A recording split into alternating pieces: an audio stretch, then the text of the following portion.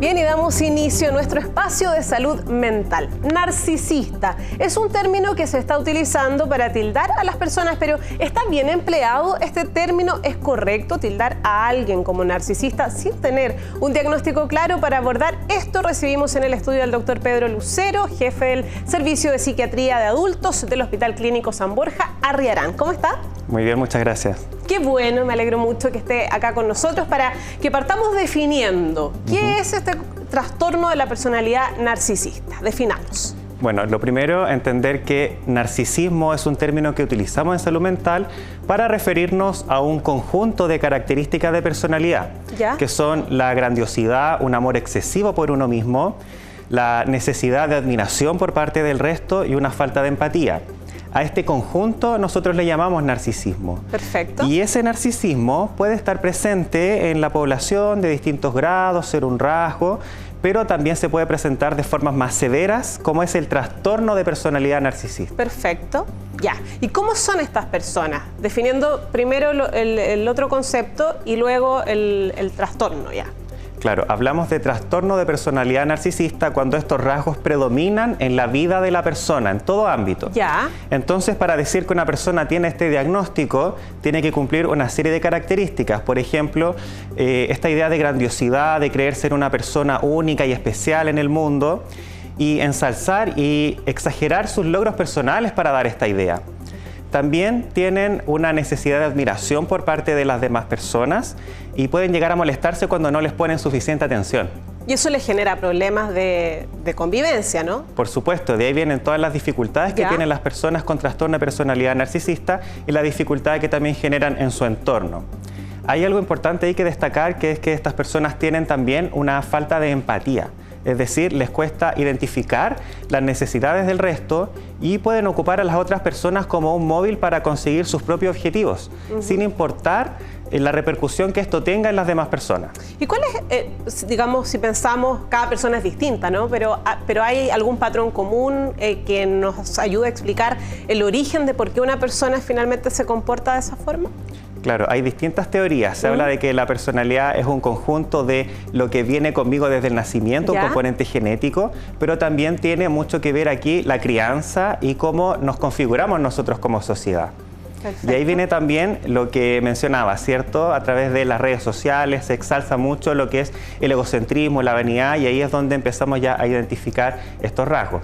¿Viven mucha frustración al mismo tiempo estas personas al no recibir, digamos, de vuelta esa aceptación a veces?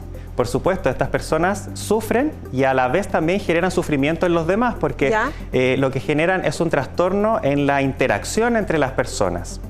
¿Y cómo yo ayudo a una persona con este trastorno? ¿Cómo llego a esa persona para ir cambiando de alguna forma este comportamiento? Estoy pensando, por ejemplo, en una pareja o en la misma familia, amigos. Eso en paralelo, obviamente, a lo que se puede hacer como tratamiento. Claro, primero aclarar que cuando nosotros hablamos de personalidad narcisista es un trastorno poco frecuente y es bastante grave. Entonces, claro, se tiende a hablar de narcisista, una persona cuando tiene alguna conducta más vanidosa, más egocéntrica, pero eso en rigor no es narcisismo. El narcisismo es un término bastante serio y bastante grave. Es muy difícil tratar a una persona narcisista. ¿Por qué? Porque la persona narcisista no cree tener un problema. Entonces, es muy difícil que la persona llegue a pedir ayuda a algún especialista o que reconozca que las conductas que está teniendo están generando perjuicio en los demás. Pero si una persona lo llegase a aceptar, ¿cuál sería este tratamiento que pudiese recibir? Claro. Hay distintas líneas de tratamiento y la principal tiene que ver con el tratamiento psicológico, la psicoterapia. Hay algunas líneas terapéuticas que lo que buscan es ayudar a la persona a identificar estas conductas narcisistas, estos comportamientos inadecuados, para que los puedan reconocer y modificar. Y así también les ayudan a mejorar su interacción con el resto de las personas y a mejorar su autoestima, que en el fondo es lo que está principalmente dañado en este trastorno.